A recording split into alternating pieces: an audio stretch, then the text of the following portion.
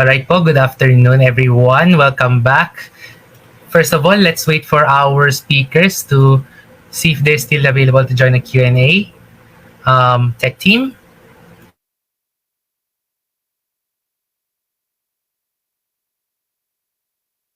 Just wait.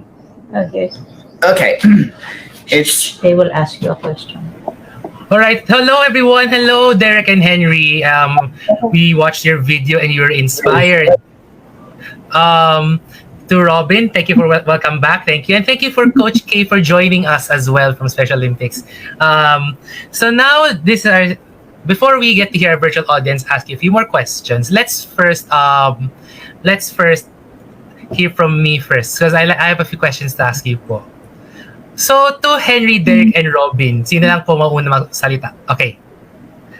What is the biggest challenge that you accepted as someone with autism po? Ano po yung pinakamalaking challenge sa inyo bilang people with autism po? So anyone can answer here if you want. Raise your hand. Okay. Okay. I like myself. Okay. Other people are weird. Okay. Anyone else po? Robin and Henry? Do you have any challenges? What? No. Yes. No? Yes, Robin.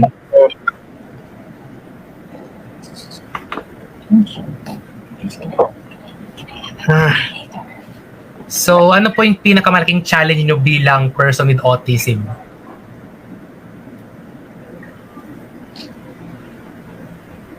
I got nothing.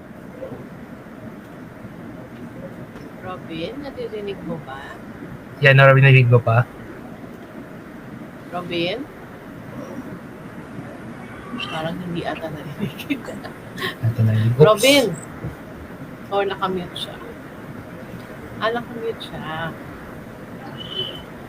Robin, unmute ka? Hindi ka namin naririnig? Meron ba itong remote? Remote. Robin? Hey. Click mo yung...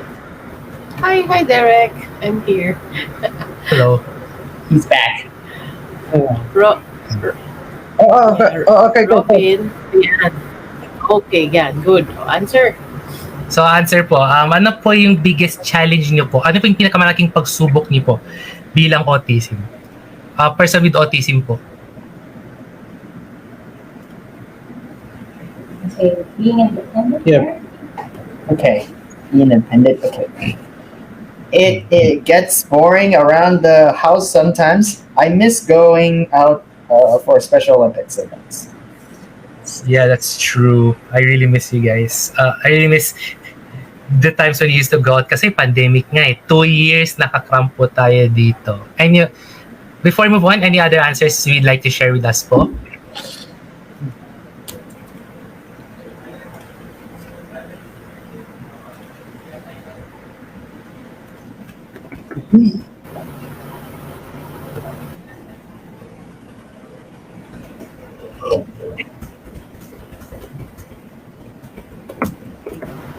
Siguro yung tanong mo, no, CJ? Ano yung challenge nila nung pandemic? Tama ba? Yes po, thank you. Pwede rin po. Yeah. Bilang person with autism, ano po yung pinakamalaking challenge niyo po bilang person with autism?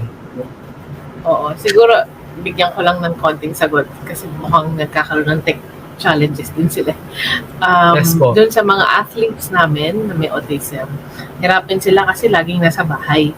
Kasi may routine, di ba? May routine, may alam dati, parang alam nila ganitong araw, may training sila sa sports, ibang araw pupunta sila sa therapy or sa school or mag-work, tapos biglang nabago lahat, di ba? So, alam naman natin ang isang taong may autismo, medyo gusto nila yung may routine, may plano, naka-schedule. So, pag may nagbabago, biglang nagbabago, di ba? Pag biglaan, medyo nakakagulo, di ba? Maski naman tayo, di ba? Magulo. Parang nahirapan tayo. So, siguro yun yung pinaka-adjustment sa kanila. Nagbago yung routine, nagbago yung schedule na walang preparation, tapos nasa bahay lang sila. Hindi sila pwedeng lumabas. So, yun yung pinakamahirap. nawala lahat ng dati nilang ginagawa.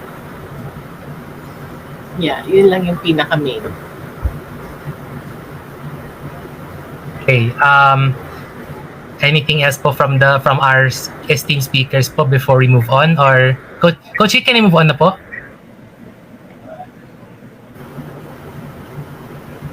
Yeah, of course. Okay po. Actually po yung pandemic question, yun yung second question po eh. Yung first hard lockdown po, paano po yung life niyo during those days po? Ganun po. Ang tatanungin niyo po. So, sa lockdown po, paano niyo ginawa? How did you work it out?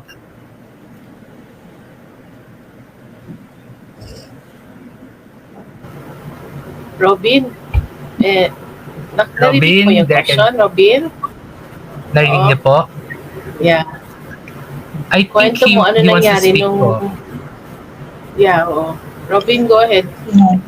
Kasi sad, walang labas sa bahay. Walang kain sa mall. Walang practice. Ako yan, help ko lang yan, mami, sa house kasi duty yan. Sa hospital. Scare yan. Scare yan. Virus kasi health worker. Yan, si mami.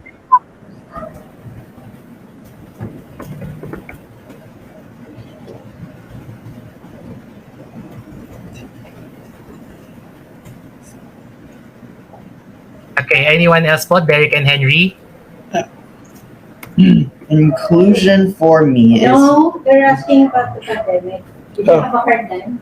Oh, yeah, well, You didn't go to work. that. See, Yeah, sorry, we couldn't go to work. and I managed. So what do you do po? What's your job? All I can do is just What's your job title? HR assistant in Bavi, and also all I can do is just work at home with a service unit and head to every supermarket for price monitoring. All right. Okay. Now I've got to any other questions, any other answers from you guys before we can move on? Coach K, you want to say something about your time as well? Okay. Yeah, so yun nga, na-mention ko na kanina yung na-change ng routine. Pero siguro sa part ng Special Olympics, dahil may training kami nun every week, we shifted right away to virtual trainings.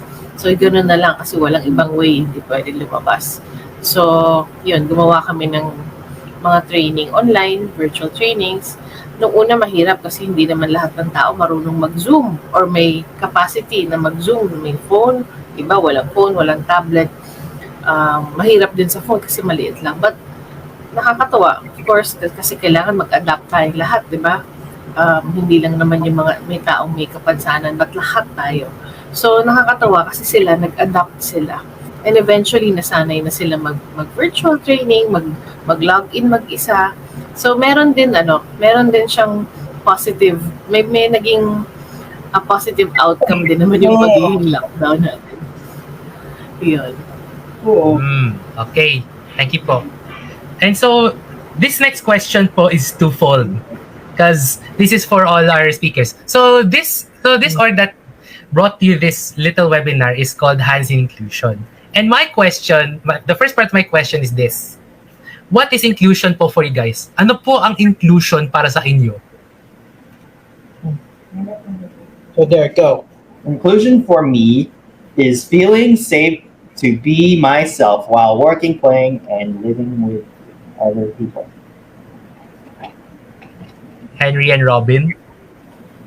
Okay. Yeah, being independent. Robin, your mic is muted po. I think you would like to speak. Sorry po, Derek. Let's hear from Robin first. I watched Captain. Sama-sama yan. Lahat may disabilities at walang disability. Pantay-pantay, no discrimination. Tignan niyo ang aming ability, no, not our disability. Tama. Tama nga. Because before when I was in college, I used to join Ateneo Speed. We usually say see the ability and not the disability. So you three are prime examples of that. Henry, do you have any answer po? What is inclusion for you?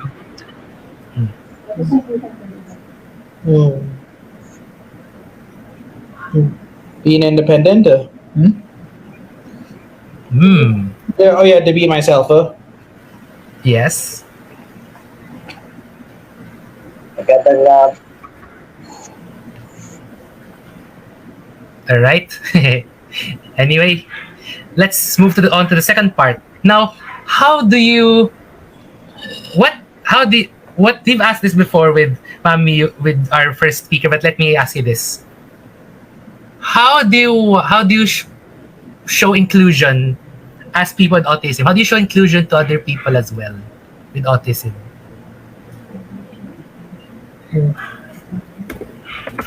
It's me, yeah. Paano po maging inclusive? Is my question okay, or I can scrap that?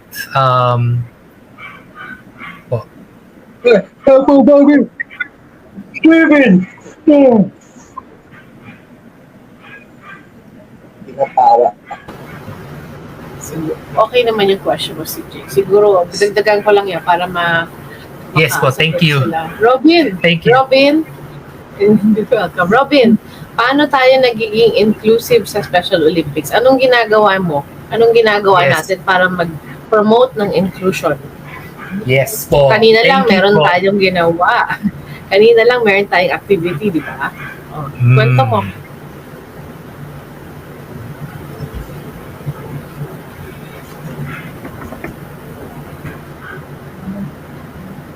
Participate. Robin? Right. Unified sports for this one. Oh yeah, unified sports. Got it. unified sports.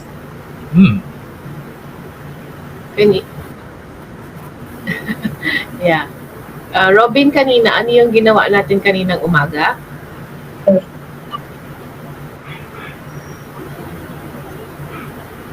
Nakamute ka ulit. Papag-exercise o magpa-practice Sino kasama? if you participate. Yeah. You know? Sino kasama? Ayun. Sa Yung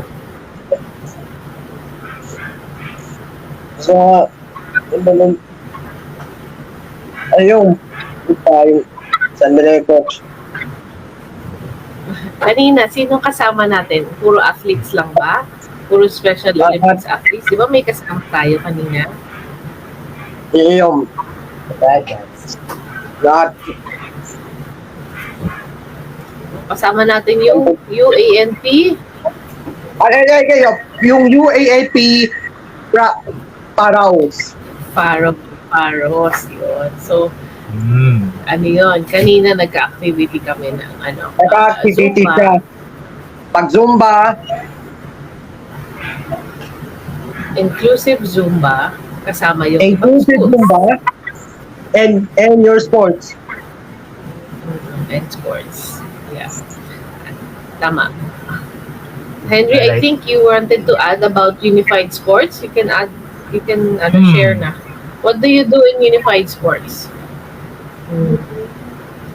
I play with people with no disability. Again, louder? Sorry.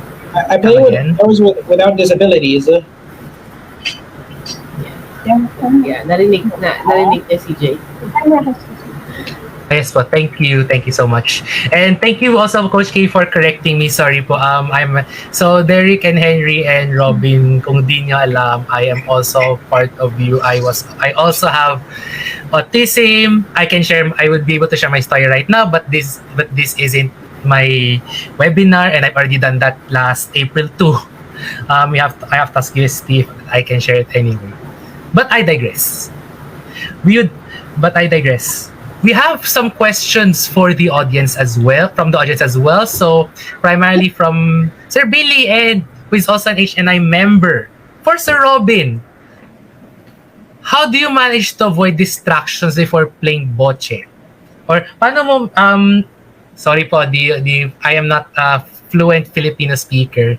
English is my first language. Paano niyo nag-manage yung mga distractions? Parang, how do you focus or concentrate po before playing bocce?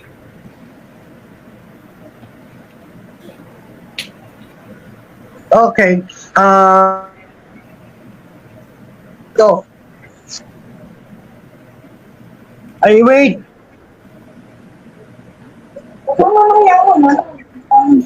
Focus dan. Maglalalo siya.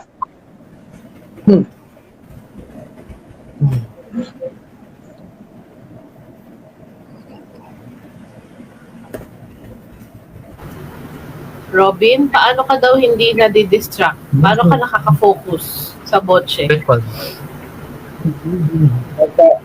Magpo-focus ng maglalaro. Yung gitna.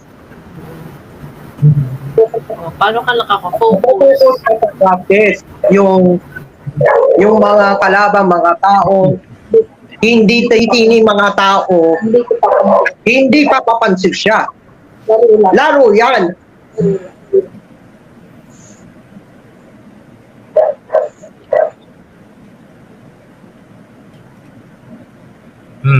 Anything else po? Or you're good na po, Sir Robin?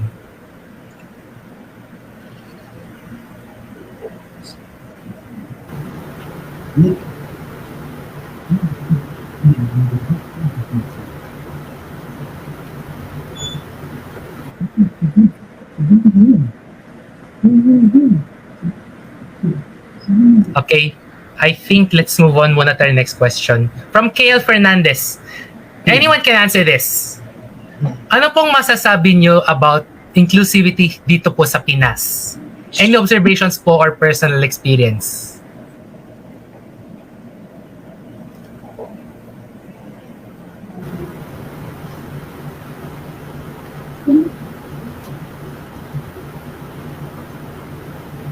Anyone po can answer, Derek, Henry, and Robin.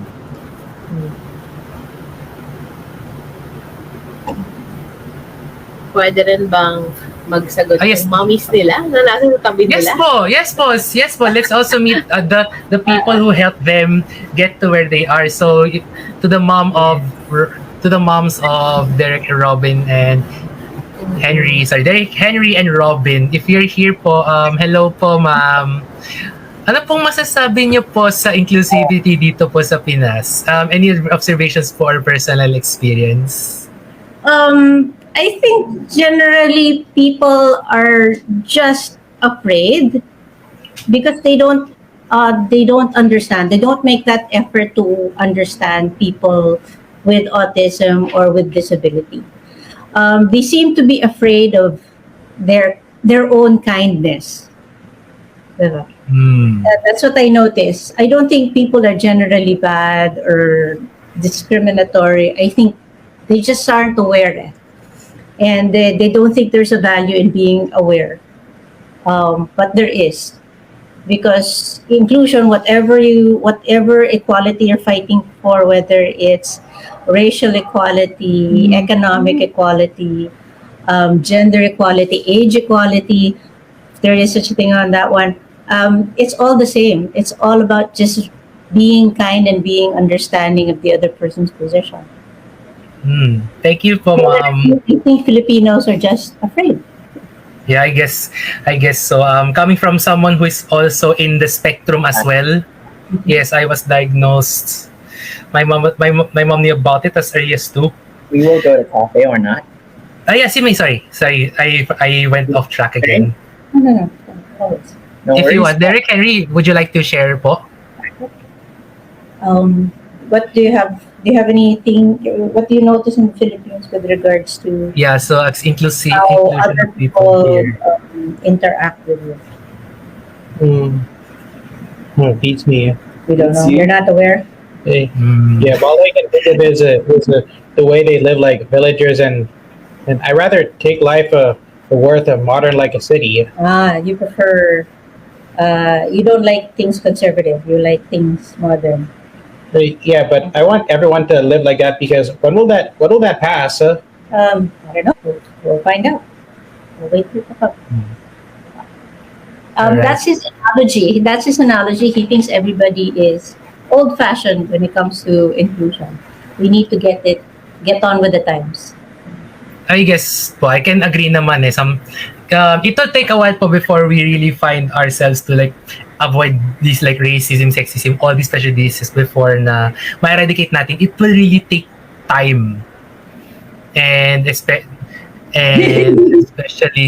towards towards different issues po, especially concerning our sector of society po. So let's move on to our next question po for now.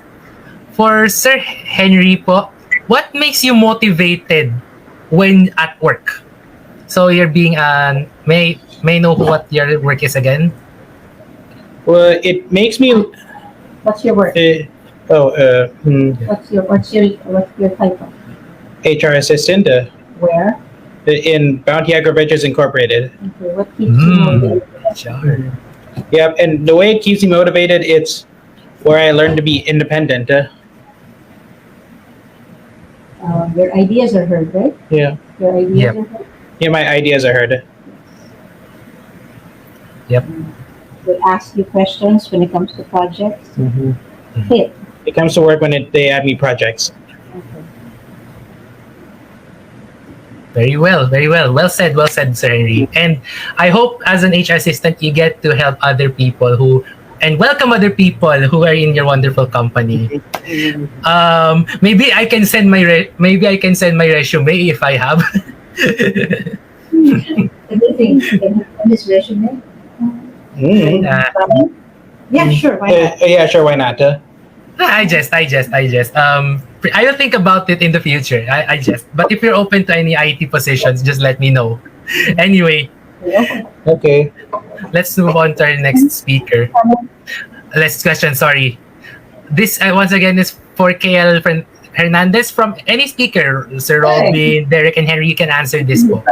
And it's okay po if it's okay po. Even Coach K can answer. Sir Robin, it's okay lang po if you can also invite your mom na rin if you want.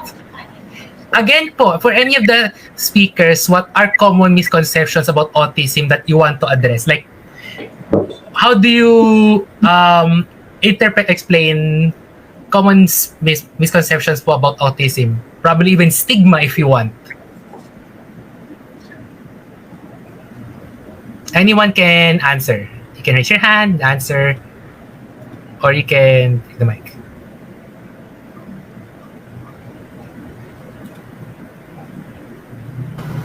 Iniisip pa nila yung sagot nila, so ako na lang muna.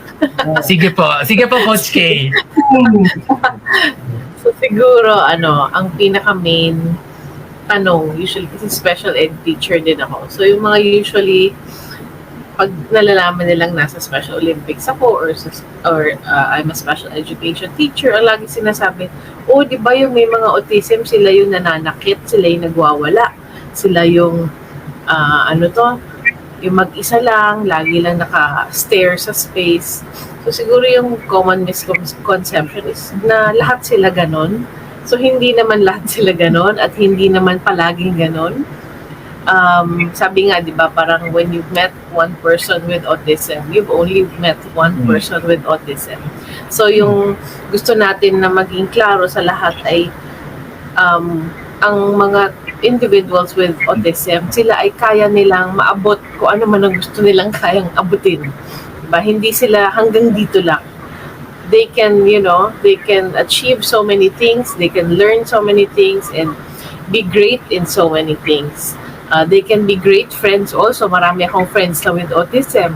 So yun yung mga misconception na hindi sila kaya makipagkaibigan, makipag-relation, di ba?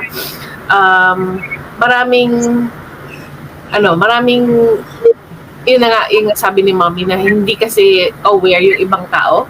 So it's good that you have these webinars kasi para ma-educate yung ibang tao na marami silang maibibigay sa atin. Marami silang they're really great people, mga taong with autism. So, huwag kayong matakot na makipagkaibigan sa taong may autism. Get to know them. If you're scared, then read about their yung condition nila, and join.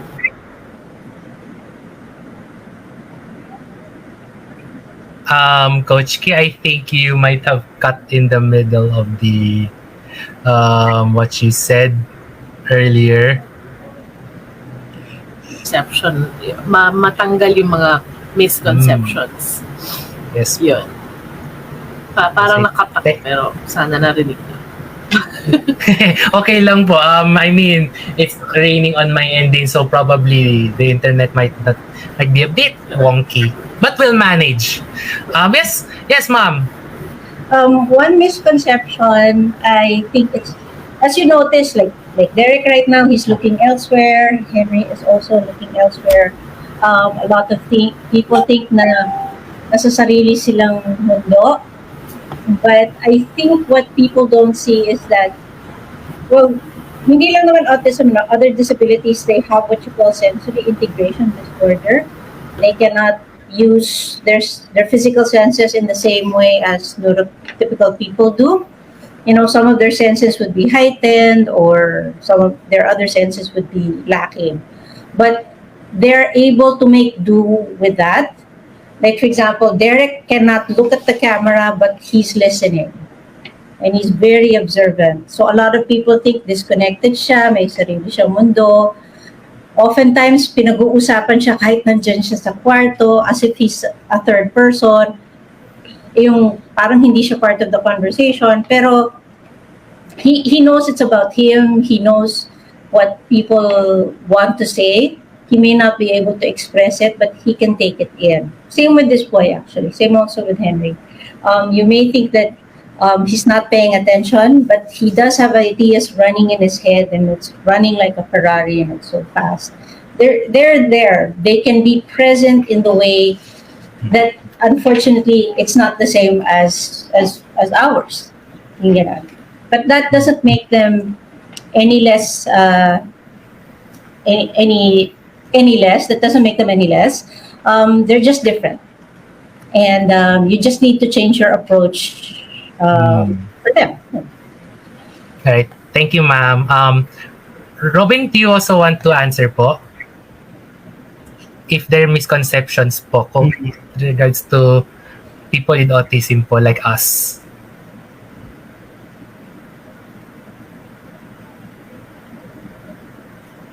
I think you are muted po. Yun. Ito po. Nagbubuling.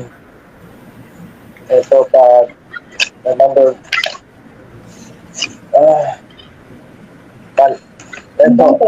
Question mo. Yung again po pag speakers, what your deception. Yes po.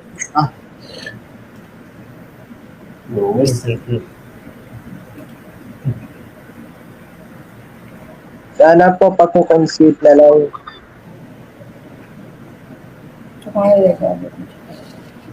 Tomorrow first and what's next tomorrow on Monday. Coach, papatanong.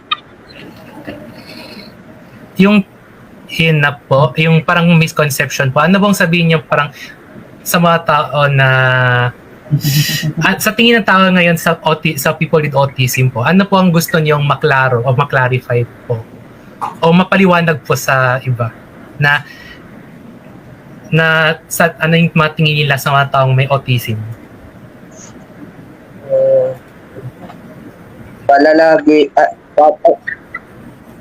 Panalagi ako yung bully-bully sa labas at sa jeep. Gaya-gaya nila ako yan. Sabi ko, bad yan. Dapat i-respect nila ako yan.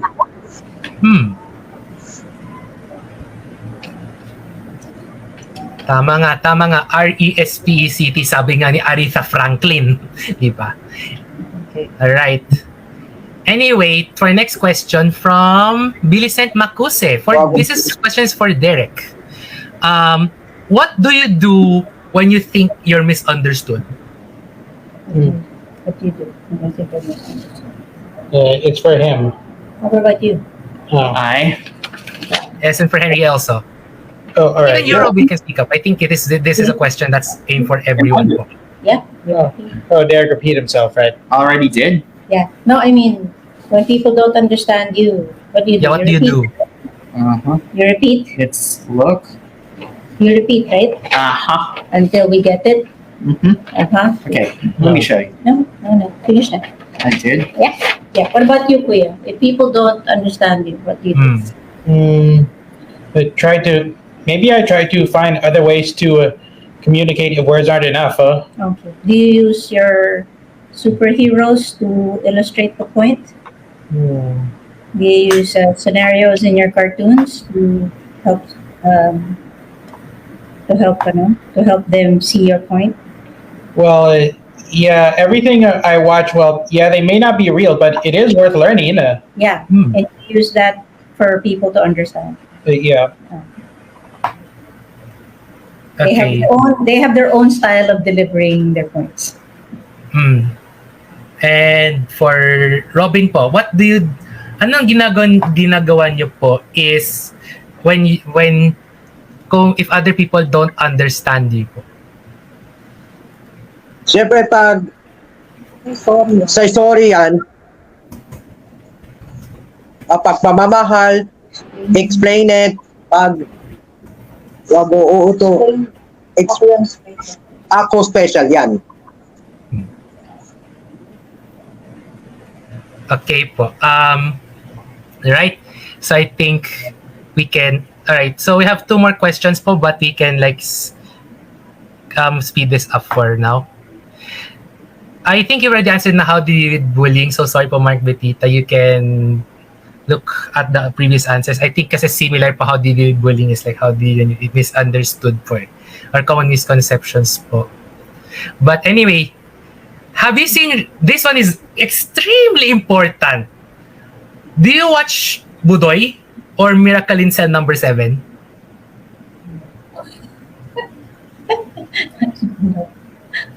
No. Oh. Say no. No. Ball. Okay.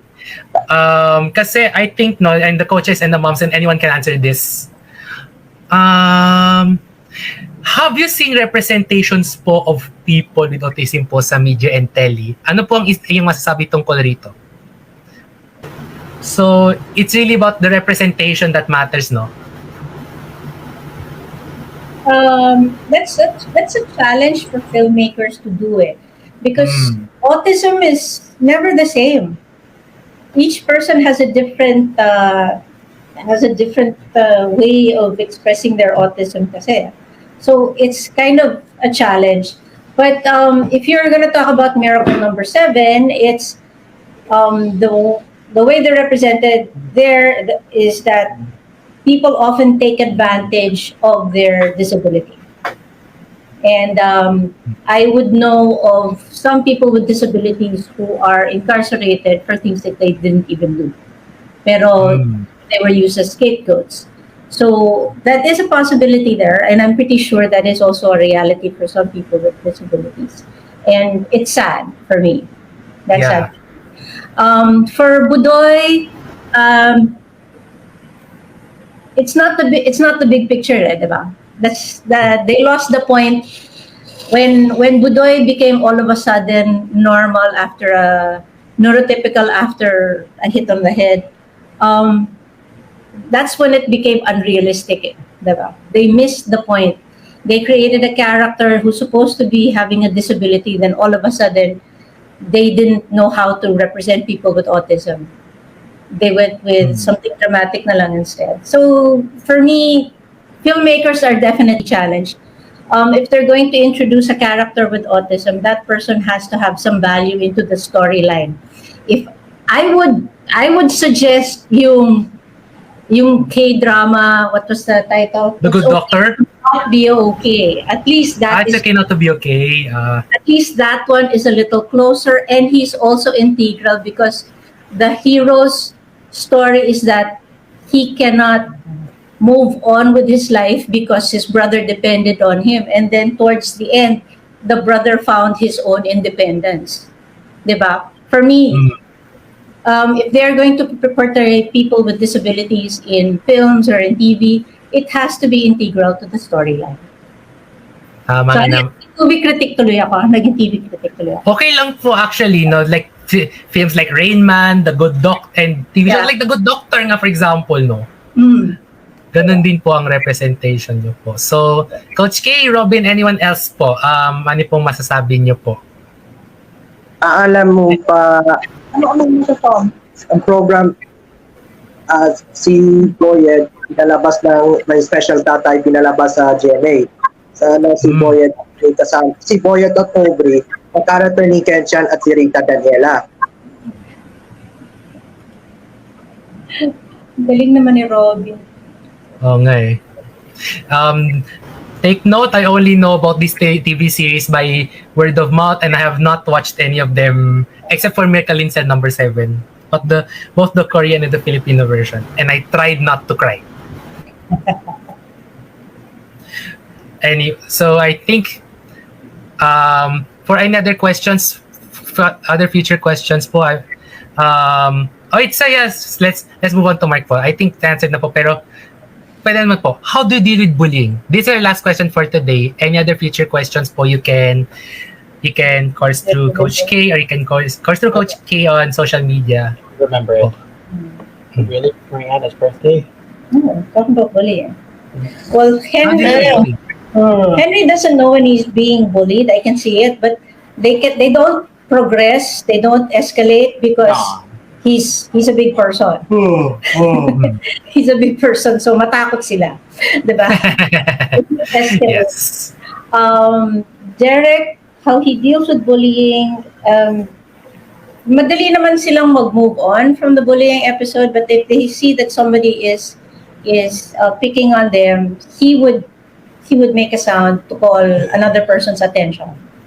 Pero what's amazing is that they easily move on from that bullying. Parang they move on. That's what I like. Kaya po, Robin, how do you deal po pag may bully? I think nasagot mo na yan earlier, pero you can share it us again po if you want. Sa mga bullies po, how do you deal with bullying? I love massage. Massage. Interesting. Anything else for Robin or Coach K? Oo, meron yan. May sagot yan si Robin. Robin, anong nangyari nung nabubuli ka? Anong ginawa mo? Ay, pinutos sa barangay. Sa sumbong sa barangay, ipinahuli siya.